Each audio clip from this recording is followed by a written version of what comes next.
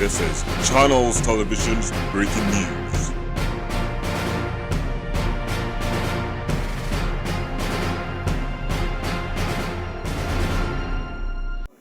निश्चित तौर पर ये बहुत महत्वपूर्ण बैठक है क्योंकि किसी समय भी अब चुनाव की घोषणा हो सकती है। तो जो प्रभारियों के पास फीडबैक है अपने क्षेत्रों का, वो कमलनाथ जी को देंगे और कमलनाथ जी के पास जो फीडबैक है वो 1-to-1 जो प्रभारी हैं उनसे चर्चा करेंगे और इसमें जो निचोड़ निकलेगा, क्योंकि 3-3 सर्वे उन्होंने कैंडिडेट के लिए वहाँ पे कराए हैं, इस निचोड़ से कैंडिडेट जो प्रत्याशी है 27 क्षेत्रों के होते हो जाएंगे।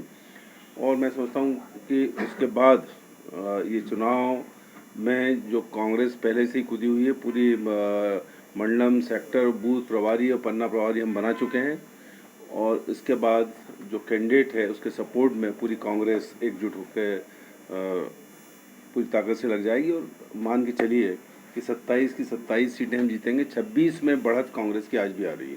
सर, कैंडिडेट्स का पैनल डिसाइड हो गया है क्या? कैंडिडेट्स का पैनल डिसाइड मैंने कहा ना, कैंडिडेट्स का जो सर्वे कराया है सीएम कमलनाथ जी ने, वो सर्वे उनके पास है। उसमें 1, 2, 3 नाम है कि फर्स्ट पे कौन है, सेकंड पे कौन है, और हम लोग जो गए हैं अपने अपने से, तो हमारे पास भी है वो। तो ये इस चीज़ को मैच किया जाएगा और मैच का जो सर्वोत्तम बेस्ट कैंडिडेट होगा, जो जीतना तय है जिसका, उसके साथ पूरी कांग्रेस बढ़ जाएगी। सर, कल दतिया आपका एक जांच दल जा रहा है जो वहाँ पे कांग्रेस कार्यकर्ताओं के खिलाफ मामले दर्ज होते हैं। निश्चित तौर पर उसमें अजय सिंह जी, अरुण यादव जी, सज्जन वर्मा जी आदि लोग तो वहाँ जा रहे हैं। वहाँ क्या हो रहा है, दतिया और बाकी सभी क्षेत्रों में जो कांग्रेस के कर्मठ कार्यकर्ता हैं उन पर केसेस लगाए जा रहे हैं, उन पर FIR हो रही है, उनको परेशान किया जा रहा है इस उद्देश्य से कि ये चुनाव में कांग्रेस शिथिल हो जाए, काम न करे। लेकिन भारतीय जनता पार्टी भूल जाती है, इससे कोई फर्क पड़ेगा नहीं। ये लोग वहाँ जाएंगे, उनके बातचीत करेंगे कार्यकर्ताओं से और उस वक्त कांग्रेस पूरी ताकत से, कांग्रेस का हर नेता सड़क पे लड़ेगा, घेराव करेगा, थानों का घेराव करेगा, इनके शासकीय कार्यालयों का, इनके मंत्रियों का, कि ये फर्जी मुकदमेबाजी बंद करो। और ये भूल जाते हैं कि 15 साल तक कांग्रेस के कार्यकर्ता लड़ते रहे और यहाँ कांग्रेस की सरकार बनी। ये बात अलग है कि आपने जनमत को खरीद लिया और खरीदने का हमेशा से प्रयास करना है। इनका चुनाव में कोई मतलब नहीं है। ये केवल सरकारें देश के अंदर 35 करोड़ में विधायकों को खरीद के ये बनाना चाहते हैं, जो मध्य प्रदेश में इनने किया। लेकिन इनको राजस्थान में मुंह की खाना पड़ी, अब पूरे देश में इनको मुंह खाना सर, यूरिया की कालाबाजारी देखने से कोरोना फैलेगा, लेकिन राजनीतिक कार्यक्रम हो रहे हैं, चुनाव होंगे, इससे कोरोना नहीं फैलेगा। निश्चित तौर पर ये गणेश पंडालों को तो परमिशन दे नहीं रहे, लेकिन इनका जो ग्वालियर में कार्यक्रम हुआ, जैसे कहते हैं कि इतने लोग आए, उतने हजार आए, उनको परमिशन मिल रही है। ये गणेश जी से ही बड़े हो गए। ये दोहरे मापदंड सरकार के हैं। इस पे चुनाव आयोग को संज्ञान लेना चाहिए, उन पर कार्रवाई करना चाहिए। सीताशरण शर्मा ने एक प्रश्न लगाया है, उसमें जानकारी मांगी गई है कि इसकी पूरी जांच होनी चाहिए, पटल पे रखा जाएगा। सीताशरण शर्मा जी को ये भी लगाना चाहिए कि आज की तारीख तक जो 5-6 महीने में भी कितने ट्रांसफर हुए, इनकी भी जांच होना चाहिए। और आधे ट्रांसफर तो जो 6 मंत्री गए थे उनने किए थे। हम तो चाहते हैं उनकी जांच हो। जो 6 मंत्री कांग्रेस छोड़ के बीजेपी में गए हैं, अधिकतर ट्रांसफर तो उनके विभाग के हैं। सर, एक और सवाल है। एक तो भैया चुप हो जाओ। जो अति वर्षा की वजह से किसानों की फसल नष्ट हुई है, सोयाबीन की फसल नष्ट हुई है, इसका मुआवजा सर्वे करके तुरंत सरकार को देना चाहिए। यूरिया खाद भी नहीं मिल रहा है, उसकी ब्लैक मार्केटिंग हो रही है, उसकी भी यूरिया लोगों को उपलब्ध कराए।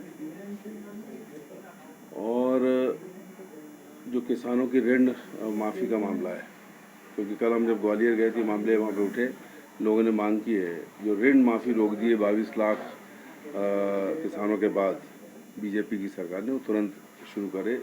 ये हमारी मांग है और ये पूरे चुनाव क्षेत्र से मांग आ रही है।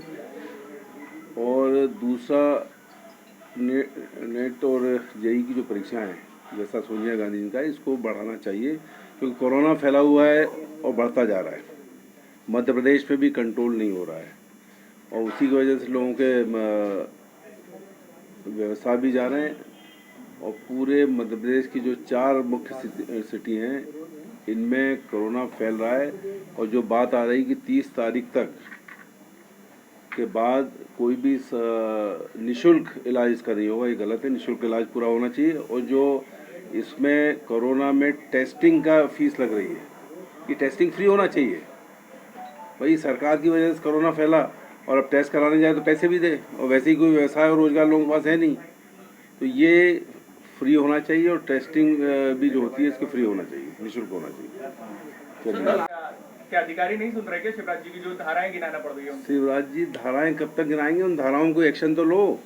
अगर यूरिया इस समय नहीं मिलेगा और ब्लैक मार्केट में मिलेगा तो किसान करेगा क्या? आपने उनके ऋण माफी पे रोक लगा दी, उनके बिजली के बिल बड़े बड़े कर दिए आपने। आम आदमी का बिजली का बिल 50,000 1 लाख आ रहा है, किसानों के बिजली के बिल लंबे आ रहे हैं। तो निश्चित तौर पर यूरिया नहीं मिलेगा, बिजली नहीं मिलेगी, पानी नहीं मिलेगा सींचने के लिए, तो ये किसान करेगा क्या? और ऋण माफी नहीं होगी। सब चीजें तो इन्होंने रोक दी है। भाई धाराएं बताने से नहीं होगा, धाराएं लागू होना चाहिए। सर एक सवाल। एयरपोर्ट से लेकर पत्रकार वार्ता के स्थल तक हम गए तो 3 घंटे लगे। ये अभी तो कमलनाथ जी गए नहीं, केवल छर्रे गए थे, उसमें ये हालत है। और ये ट्रेलर था, ट्रेलर, और करीब 90,000 से ज्यादा लोगों ने स्वागत किया है वहाँ।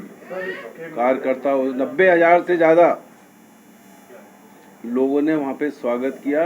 और बाकी वो जो उसमें जो बच गए वो बच ही गए, वो अच्छी जगह पहुँच ही नहीं पाए। और जो सस्ता अभियान हुआ था उसमें कम से कम 10-12 हज़ार लोग थे जिनको वहाँ पे सस्ता दिलाई गई, जो बीजेपी से कांग्रेस में आए। सर आज